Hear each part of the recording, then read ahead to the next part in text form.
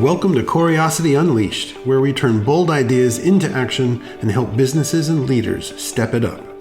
We're your hosts, Debra and Ken, obsessed with fresh takes, bold moves, and shaking up the way we lead and work. Alongside our amazing guests, we'll dive into the good, the bad, and the actual what the hell of the workplace, served with a side of sarcasm and a splash of wisdom. Oh, and fair warning, this is an adult podcast. Expect swearing, like Ken just did, brutal honesty, and the occasional dramatic reenactment of some of the most epic workplace fails we've ever seen. Or done. So grab your drink, get comfy, and let's unleash some Corey-osity.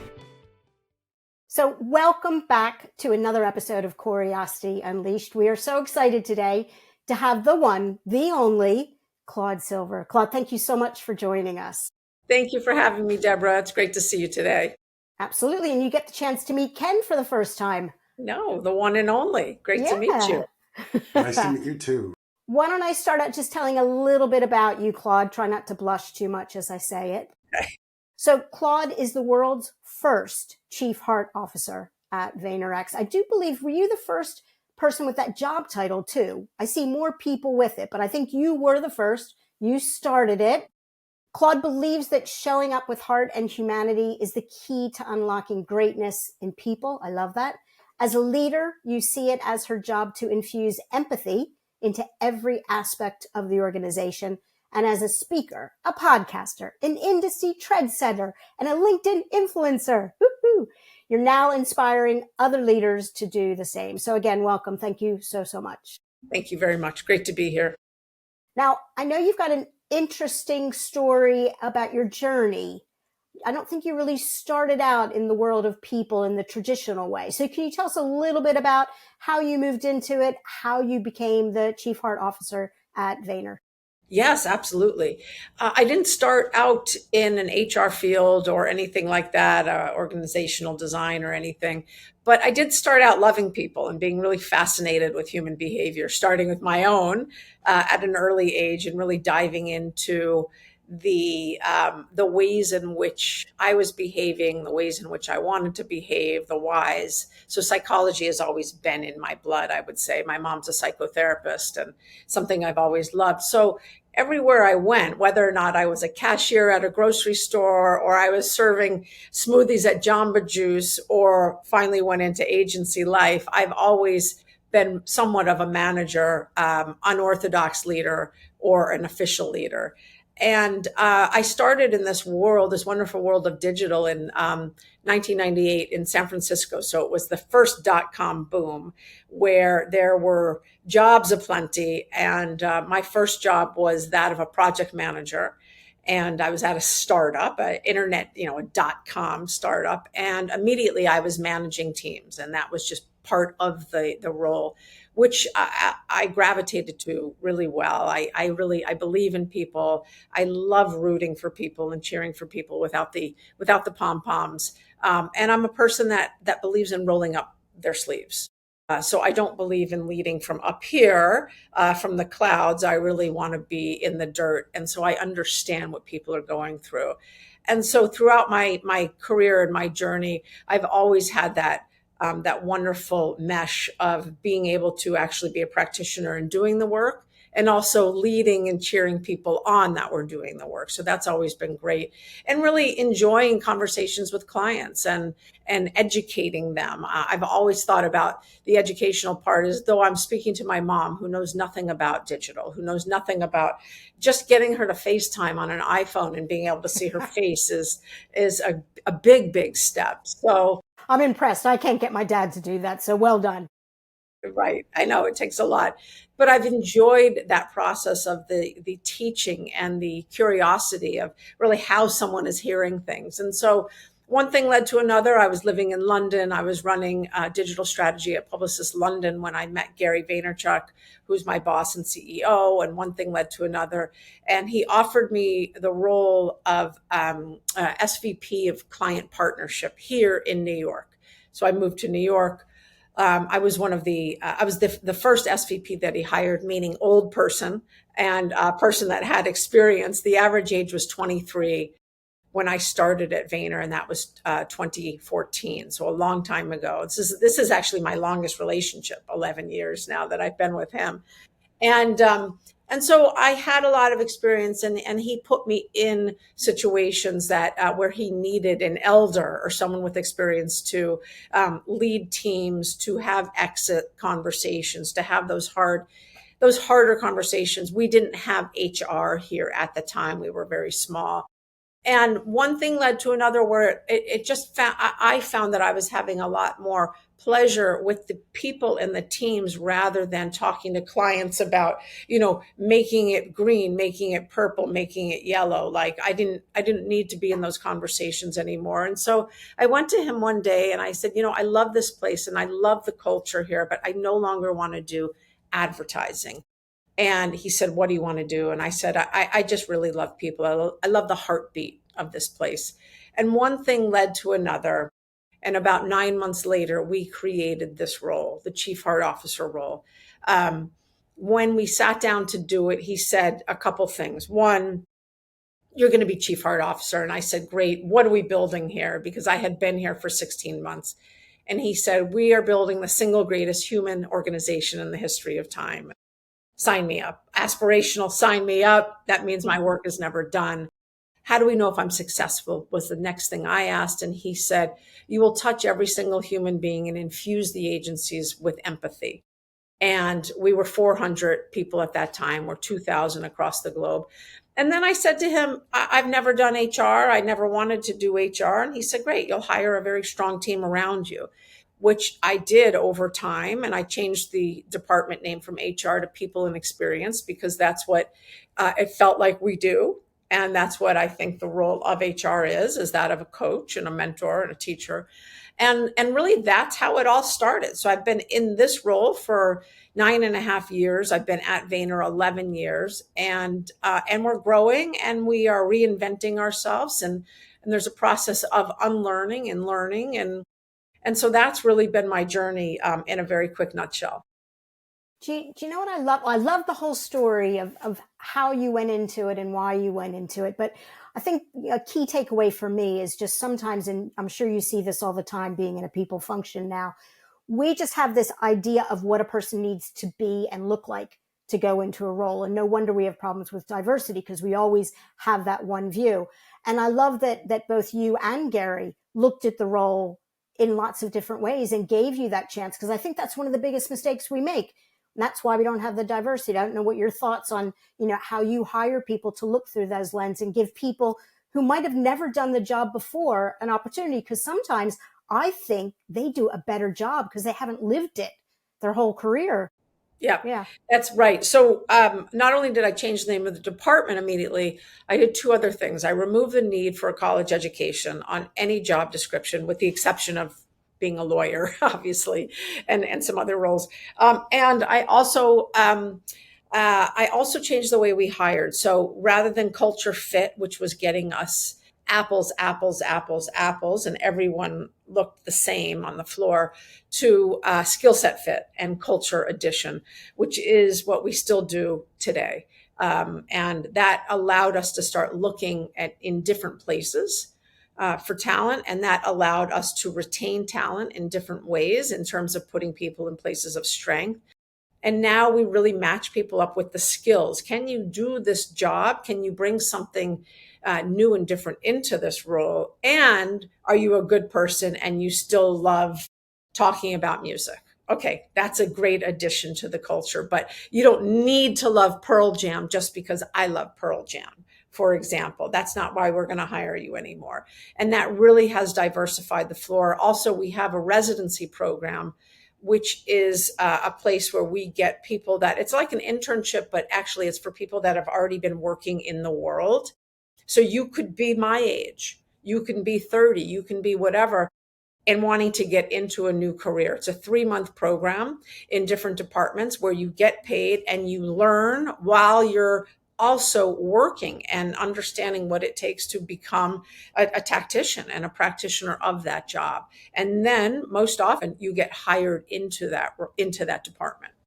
I have to say that is incredibly moving to hear, that when it was your turn, Gary said, well, what role do you want? And how are we going to make this work and all that?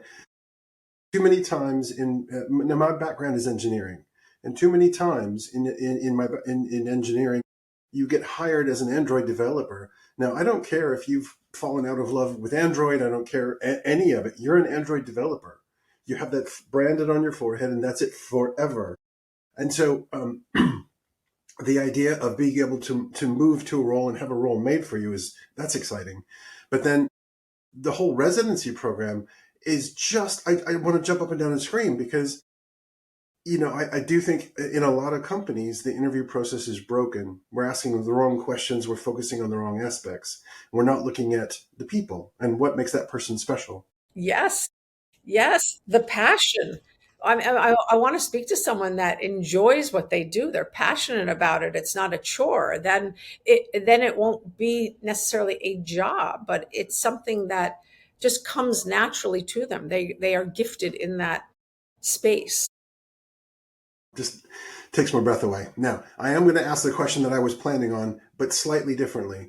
I prepared for this call by looking at your interview with Glenn from Reward Gateway back when VaynerMedia was 700 people. So it's now over 2,000. So we're talking a little while ago. Do you remember that? It was when Glenn and I had just written the book, and you were kind enough to do an interview with us, and he came to he interviewed you in San Francisco.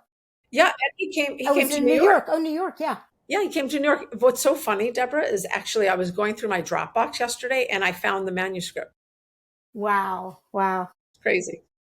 Sorry, Ken, continue. The question as written is, where did your unique job title come from and what does it mean to you in practice? Now, you've already answered that. I'm going to spin that a little bit and say, your world has changed, your job, the people you've worked with, the organization you work in, all that has changed. What does that mean? How has your job changed from chief heart officer, 7 years ago to now? Yeah, that's a great question. And I mean, the answers are on my fingertips because it's something I'm surrounded with every day, which is one, the scale. So it was one thing to scale myself at 400 and another thing to scale myself at 700. And now that we're 2000, we're global, we're in different time zones, we're in a myriad of different languages that I absolutely don't speak in different cultures, which means more autonomy for the people that are on the people and experience team in those areas. I only ask that we continue to keep our core what it is, which is we are kind. We hold space for people. We are not judgmental. We are the calm in someone's storm, and we are partners. There's nothing I can tell someone that they don't already know. If you know what I'm saying, I'm just maybe highlighting something for them.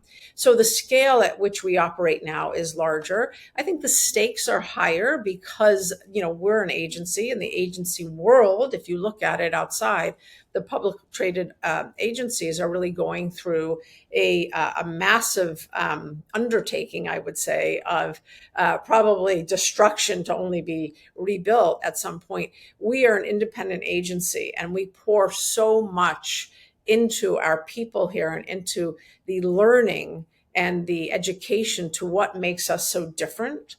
Why we are the fastest growing independent agency is because of our culture and because of the opportunities we give people. And the opportunities meaning back to putting people in places of strength.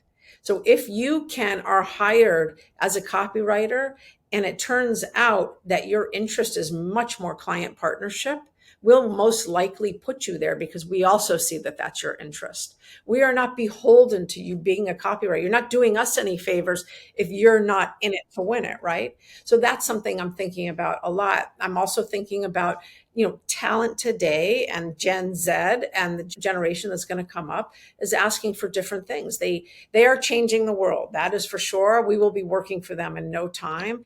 And they challenge us in very different ways and the things that they care about. And so How can I support them and partner with them? How can we partner with them without coddling and creating entitlement? That's a big deal, to create that boundary while providing for them. But really, if they have a splinter, rather than taking the splinter out for them, showing them where the first aid kit is, for example, that's very, very big. And that's needed across the globe, wherever we are, right? We need to really empower people rather than do it for them.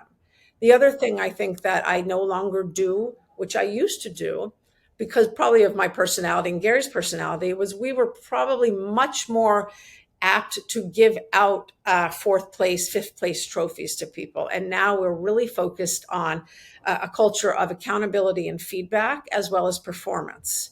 So again, putting people in the places where they are the strongest and giving them what they need in terms of L&D and tools and whatnot. And then we have expectations of them.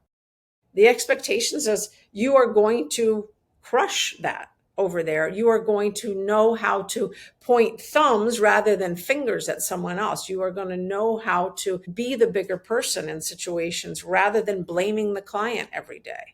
You know, what did you do? What did you do to make that not work out? So there's a whole nother layer of accountability that we now put on our people that I feel very comfortable about. I really do. I feel like this journey has taken us from a place of being kind of softer, more coddling, into COVID, which was a whole nother, practice for every single person, into now, the world has changed. The stakes are higher. Clients don't have as much money or time necessarily to give us. So we need to make sure that we are retaining the clients and expanding those client partnerships and client relationships that we have, which means we need people who are really good at that.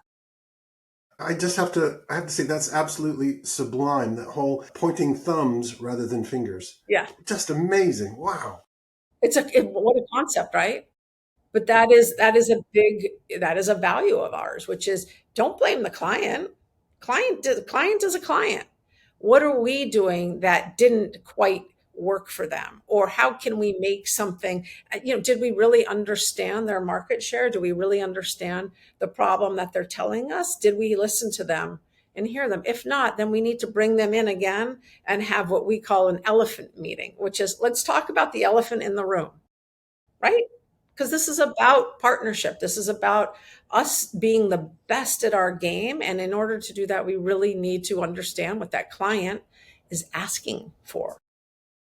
No, fantastic. Thank you. Yeah, it's interesting because what I find a lot of times in organizations is you hire adults and you treat them like children. You don't give them that empowerment. You don't give them trust. As a matter of fact, Ken and I did a Disrupt HR talk just yesterday. And we did it more as a comedy or something. And what was your line about not adulting me or something? What was that, Ken? Putting you on the spot. My boss is trying to train me in something I learned in university as if I've forgotten how to adult. That's right. And we wonder why our employees are not engaged, not motivated. How can you be engaged if you don't have a sense of ownership, a sense of pride and value in what you're doing? So I love, especially as you grow, you need that even more. Yeah, absolutely. And also one of the things that we have to get better at is also making sure that we're giving out roses, that we are celebrating, because it's so easy, especially with a disruptor for a CEO and chairman who is on to the next thing and such an entrepreneur. It's easy for us to just go fast. But we have to stop and hand out the roses, whatever they are, whether or not it's a small rose and, hey, thank you so much for showing up. That was remarkable. Thank you so much for working those 3 weekends in a row, whatever it is. But we have to do that on a micro and a macro scale. And that's very important to us and something that is on my head a lot, as well as for the first time ever, we're going to write a culture playbook here. Now we're in the process of writing a culture playbook, which we haven't had. We've been this wonderful culture that has been able to grow through osmosis and through a lot of high touch, really hands-on. How I spend my day is very high touch. How every other person spends their day is high touch. Now I want to be able to give someone an actual book, online book of these are the expectations. These are the behaviors in which we appreciate, and we grow here. And this is what it takes to be here. You have your foundational competencies and your functional competencies. But please don't mistake the fact that you can be the best engineer here with your functional skills. But if you don't have these foundational competencies, leadership, accountability, communication, and growth mindset, you're not going to cut it. It's not going to work. But again, you're setting expectations. You're clear with them. You're giving them the roadmap, and then you're leaving them to deliver. I think that's instead of just expecting them to just understand what it takes to be successful. Yeah, exactly that. So I'm going to change a little bit and talk about another area that I know you're really passionate about. And in our last book, you were kind enough to let us interview on the idea of empathy and compassion. And it's a word that's used all the time. So I'm just curious what does it mean to you? And especially as you've grown, how do you build it into the fabric of the organization so everybody understands the importance and knows how to do it? Yeah. So two things that are very, very important to me when I speak about empathy and when I act on empathy. The first thing is empathy is a feeling. It is an emotion. How we show empathy is through kindness and compassion. You, me, and pretty much everyone here was taught kindness and compassion as 1, 2-year-old, 3-year-old, 4-year-old. So it is not foreign to us. We may have forgotten it. We may forget to give it to ourselves, whatever. That is, everyone has their own lived experience, but it is not foreign to show kindness, to hold the door open, to care about another person. I believe that everyone can do that. So that's the first thing I want to say about empathy is it is an emotion. I will never, ever know what it is like to walk in your shoes, Debra or Ken. And so I don't think it is putting myself in your shoes. I just can't.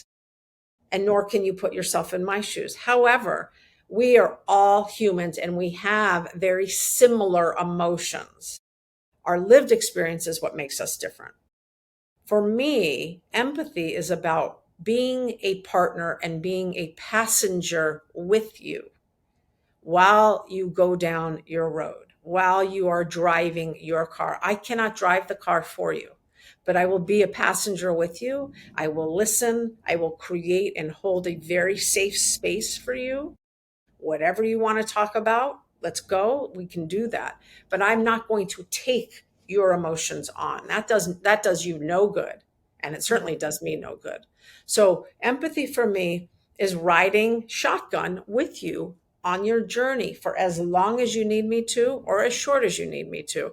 That is it. And I can commit to being able to do that because again, I don't have to take it on. It's not mine. I'm not going to get wet. I'm not going to get sogged down by it, but I am going to do my best to be your partner in crime as you walk through whatever it is you walk through with kindness and with compassion. I love that two things jumped out. The first part about, you're never going to be in the other person's shoes.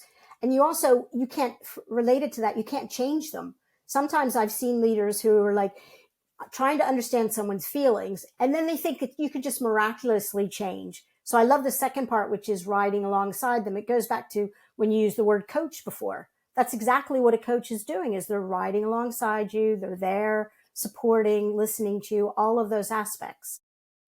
That's exactly right. So what I said to the team, the people and experience team at the beginning of the year, because 2024 was a beast for everyone. What I said at, January 4th or something or January 6th was, I don't want you to be therapists. I don't want you to have the same conversation with someone 2, 3, 4, 5 times. That's one too many, right? I want you to be a coach, and I want you to be able to connect them with the right people. While you're doing that, then you take care of yourself. It's so easy in this world of HR and people to forget yourself because we are givers. We are empaths. We want to be of service. That's why we get into this world, right? It's certainly not to push paper around, right? It's not to be the bad cop. So how can we make sure that we're not getting saturated by, the heavy emotion that someone has, but we're able to connect them to whomever it is, whether or not that's our EAP that I'm really happy about, whether or not that's someone that's going through the same situation or has a special needs child or whatever it is. That's the part, that's community for me. Yeah. And that's what we're building here. It's a community. It's a global community and one that I'm super stoked to be at. Great. Thank you. Come back to your upcoming. I want to come back to your upcoming. What did you call it? Your culture playbook. Yes. Did I get that right? Okay. Yes. Now, my background is engineering. I knew an awful lot of people as I was coming up through the ranks who they could tell you what the third argument was in this one function call on Android and how it changed between Android 12 and Android 13. And well, bully for them. Well done, golf clap. But how is that really helping them deal with the people in the organization? How is that helping the team move forward, right? So with the upcoming playbook, let's say you're trying to teach somebody to reflect on the impact they have on people. So the question would be, how are you making others feel? So how would you approach one of these technical wizards who might not have the right people skills and teach them the importance of how are you making people feel? Yeah. So right here, you don't see my messy board right in front of me here, but I have written something in my chicken scratch, which I firmly believe in, which is, it says, be someone people want in the room. That's how I'm going to start. And Ken, engineer, what does that mean to you? What does that mean? And you're going to say, I'm their champion, or I'm someone that knows all the answers, or I am going to back them up. You're going to say 1,000 different things. And I'm going to look for the time that you say, well, I'm the one that knows all the answers. And then I'm going to say, but how do you know you're the smartest person in the room? And they're going to say, well, clearly I'm the SVP. And I'm going to say, no. The room is the smartest one in the room. So I'm going to work it backwards that way. That's most of the time. How are you? I'm very curious. How do you show up? How do you know you don't show up with your phone in your head in your phone? Are you sure? Like, are you the person that people want in a room? That's how I will go into that conversation. And so most often, right? How are you leaving people? What do you want people to say when you leave that room? What do you want them to say about you? Wow, this is the greatest manager I've ever had. This manager gives me autonomy and gives me great feedback that is never too critical, but it's something that I take as a gift. Like, yes, that's the person I want. So I'm going to really ask that person and inquire, like, how do they know they are what they say they are? Because you have an entire room that is receiving you very differently than you think you are being received. That's how I'm going to start that conversation. So it's very much from a human behavioral standpoint. I'm not going to be able to go into Android with you. So you can't get me on your smarts. That's not how we're going to do this. But I am going to say, I have had such wonderful conversations with your teammates in the last 3 weeks, and they all say you give them such powerful feedback and they love working for you. That's what I'm going to tell you. Why is that, Ken? Tell me why. How did you learn that gift of feedback? And then I'm going to shine my light on you so you feel like you are the only person I ever talked to about this, and you're going to feel great. Like I want you to feel like I want you to feel like I want your team to feel.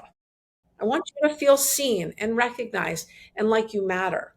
And so I'm going to try to do all of that with examples. And if it's not working, then I'm going to course correct because I'm going to read your body language. That's what I can do. But I cannot get into the code of Android 12, 13, or 14. And thank goodness other people can, because that's their strengths.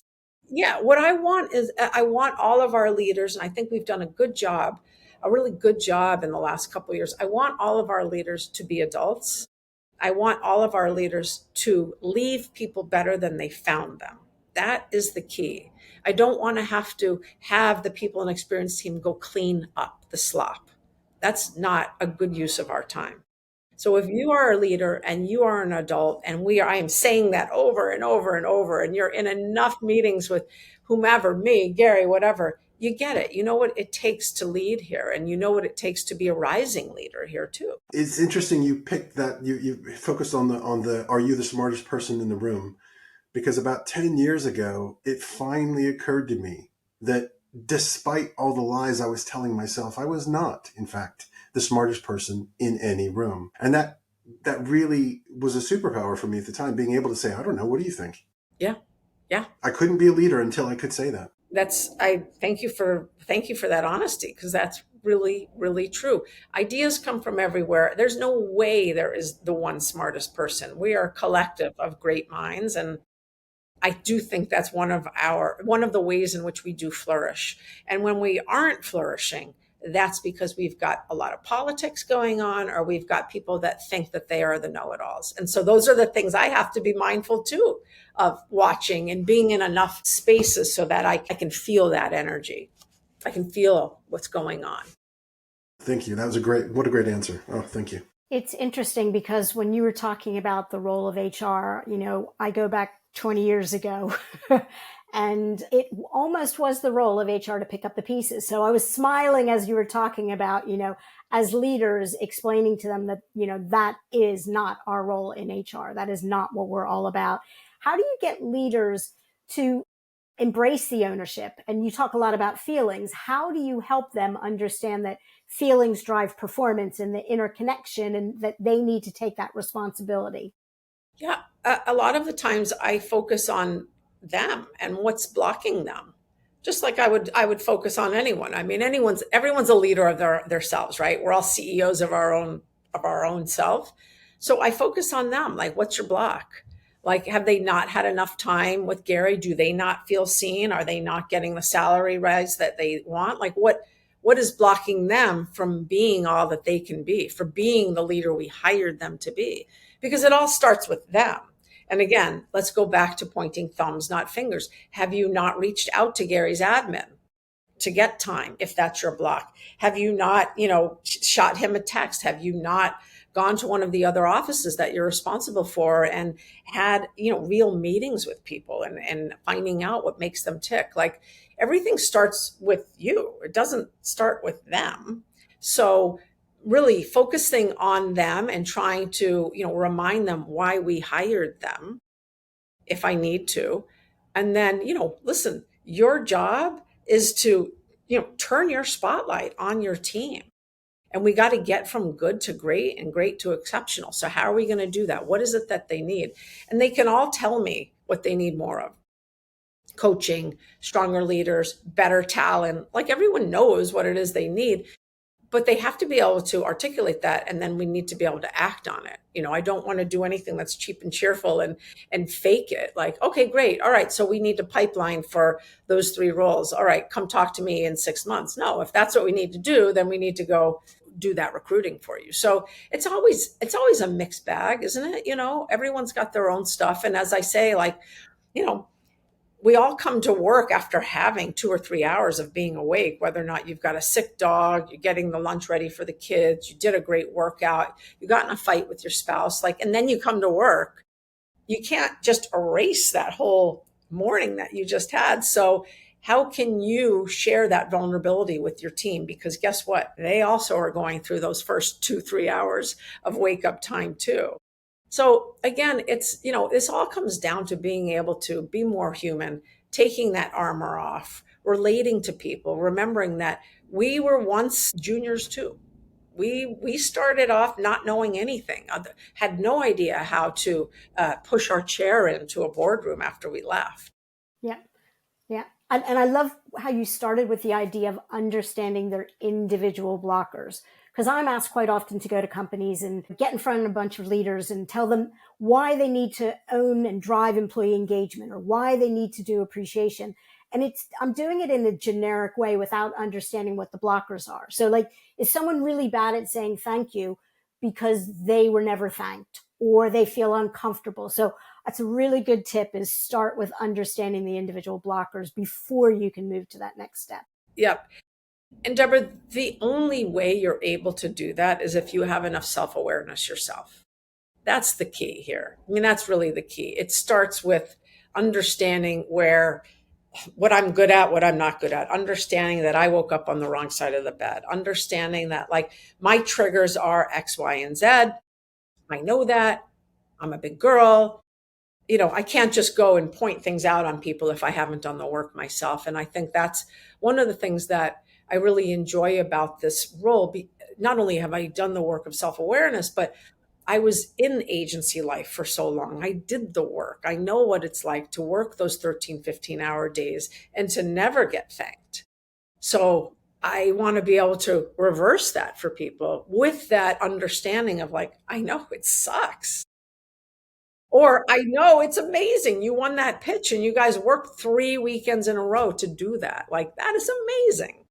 Yeah, Ken and I are passionate about awareness. We, in our latest book, we did the 3 A's, which is it starts with awareness, then acceptance and action. Because I think too many people just go right to action. Okay, you're a new leader. You're just all going to go to the same 10, 15 training courses without understanding what you need and where you're beginning and where you need to end up. So it's super important. I love that.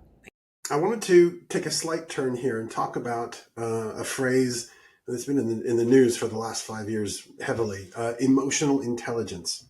Now, Deb and I, we're both big believers in it from our perspective, from our definition of it. What does emotional intelligence mean to you? And because you are at the lead of such a large company and so many different people in so many different cultures, what do you have to do to try to get emotional intelligence across in all of those different cultures as well, some of which have not heard of emotional intelligence? Exactly. In Asia, compassion for self and compassion for the other are the same exact thing. We see that differently. For example, I need to know that. I need to know that there are some cultures, Asian cultures, that do not use the word empathy, and we use the word empathy. So you have to be able to understand that and then talk about kindness and how you show that. We spend a lot of time recruiting, And in our recruitment process, and then once we get here in our orientation and onboarding process, we are really talking a lot about behaviors here.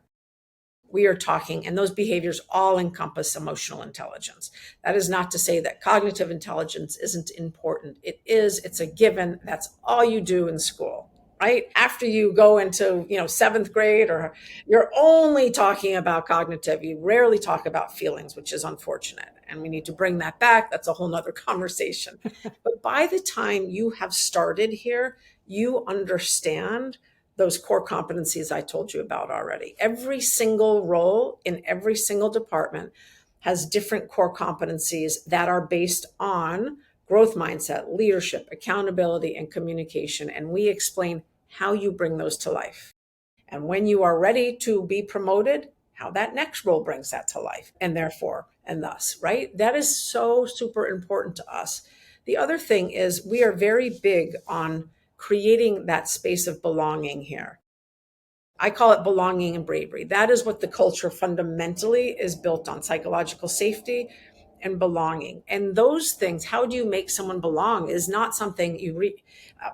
A lot of people are going to read a book and be like, okay, now I have no idea how to do that, right? That's why I go back to like when you were a kid. You learn these things when you were a kid. You learn these things when you hold a door open or someone gives you attention. How does that make you feel when someone shines a spotlight on you? You might get bashful and shy, but inside, how do you really feel? So it all comes back to the fact that we all of us have very similar emotions. And we also have similar ways of showing those emotions.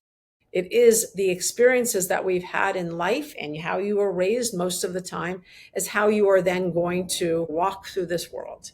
And whether or not you are going to say thank you or not, because you learned that at the dinner table, or you didn't learn it at the dinner table, right?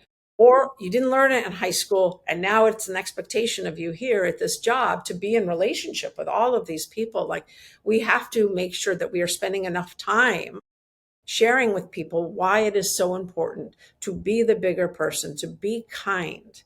That is what we care about here. You can go to all these other agencies here in New York City. They care about a ton of other things, and that's fantastic. But if you want to be here, You need to be open to the fact of being generous, of being humble, working on all of these things, of having the ability to regulate your emotions so you don't scream at people all day. And if you do, then let's learn how to say I apologize for that. I was having a shitty day. We don't expect people to come in here and be among apples and apples and apples, like I said. I think it's Brene Brown that says, true belonging doesn't mean changing yourself. It means being yourself. You don't have to change yourself to fit in. You just need to be yourself. And these are things. So, everything I'm talking about is if it's all about emotional intelligence is what I'm sharing with you here. That is who we are. And we call our culture the honey empire. We believe that when you put that much attention, emotional attention and support around a person, their performance exceeds what you think it would be normally. The empire is the business results. The empire is the wins. The empire is that you are being promoted. The honey is how you act on a floor and how you react, how you share yourself. That's the deal. And that's what this generation, Gen Z, is all about. I mean, they're all about their feelings. And so we're at a place, and I'm very happy that we've been, I believe, ahead of the game here. So we have an ability to attract and retain these, wonderful talents that are coming in on their first, second, or third job. And it's a labor of love. I mean, it's not every day is going to be a bed of roses, and it is definitely not utopia here. That is for sure. But we really aim to treat people as we want to be treated as well. And I think that's the beginning and the end. I just celebrate that whole approach to leadership, to creating the culture in an organization. I just hope your employees understand just how lucky they are, because most organizations are not like that. I think most of them do. They all feel like, they come in and talk to them 6 months, 9 months, and they're like, everyone is so kind. I mean, when is this going to end? Or like, I had someone in here yesterday. Is the honeymoon going to end? I'm like, well, it's going to end in the way that you're going to come to me one day and you're going to say, I didn't realize I had to unlearn all of these things to really be successful here. And that's right. You have to. I've had to unlearn things too. But it's great. I love that you are out there sharing your story, because, if you think about on TV and movies, the stereotypes of your industry, it's the exact opposite. And you've shown how you can be successful. I mean, you just talked about how much your company has grown. So you can actually break the norm, focus on feelings, and be successful. And I think with people, you and Gary out there, hopefully it'll change the industry and even outside of your industry. It is slowly but surely. We're migrating, I believe, to a place where we understand that leading with heart and being a human is more important than being a dictator. And you're just not going to get great performance from this generation and other generations to come by treating people the way we were treated, us Gen Xers. That's different. I don't want people to have to suffer in silence and go, talk in cliques over there about how shitty things are. I want people to be able to talk about it and say, yeah, that person didn't treat me well, and I want to figure it out. I want to figure out, what did I do wrong? Absolutely. And as you said, it's all about unlearning, because that's not what I was taught. When I was first a leader, it was the exact opposite. So I'm like you. I'm glad that this generation is forcing us and pushing us to be better leaders. It's only going to end up in a better place. That's it. It's time to just remove that armor. It's not necessary anymore. Yeah. When I was in the Army, they taught us that if you aren't hearing the people on your team complain to you, it's not that they're not complaining. It's that you aren't listening to them. They're still complaining somewhere else, and they're going to be inventing things that are so much worse than reality. That is right. You got that right.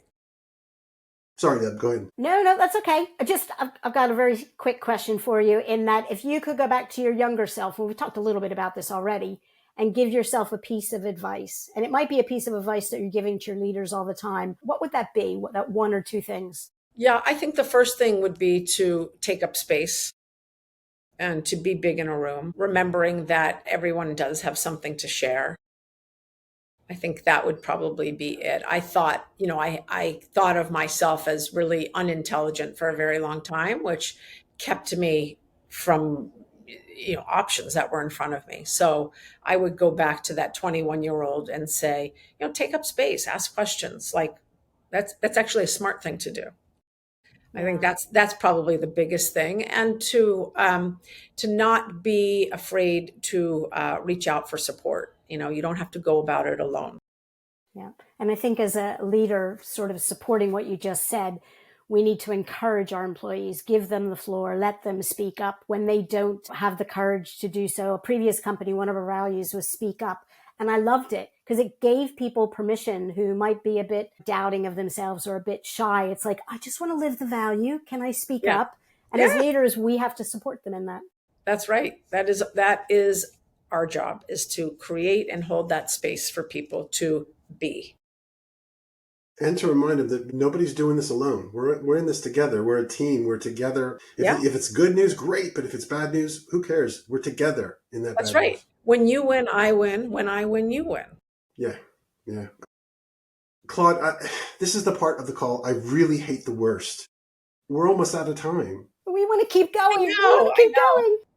We didn't get to ask you half the questions on our list. No, seriously, we did not. Well, I'm happy to come back because I missed those first 15 minutes. We're going to have to schedule you again, absolutely. But for now, it is time for us to move on. So how can people contact you or find out more about the great work that you're doing in the organization or just on your own behalf? Thank you. Yes, LinkedIn is where I'm really vocal. I really enjoy the community there. I've learned so much from those people, which is great. I have a book coming out in late October. Yay! Yes. Yay! I'll obviously send you a copy. It's called Be Yourself at Work. I don't have the copy with me. It's in production right now. So I'm really excited about that. And you can go to my website, claudesilver.com, and sign up for the newsletter, and we'll see you there. Fantastic. And can we buy your amazing t-shirts, which I didn't get to ask you about, but I love your t-shirts, Emotional Optimism and Optimistic Rebel. Yes. Are you a global distributor? I am a global distributor. Yes. You can go to the website, and half of the proceeds always go to charity. So, of course. Yeah. Thank you. Yeah. Thank you so much for your time, Claude. Thank you. Oh, great to see you. Thank you so much. And that's a wrap on this episode of Corey-osity Unleashed. Huge thanks to our amazing guest and, of course, to you for tuning in. We hope you picked up some useful tips. And hey, if this episode sparked a minor existential crisis because you realized, oops, you might be guilty of this at your company, don't panic. We've got your back. From consulting and leadership workshops to our one-of-a-kind 360-degree feedback tool, we're here to help you and your leaders step it up. Let's keep the conversation going. Connect with us on LinkedIn, visit stepituphr.com, subscribe to the podcast, or drop us a line at info@stepituphr.com. Together we can make work for our people, our leaders, and our businesses. So until next time, stay curious, stay bold, and keep unleashing that curiosity.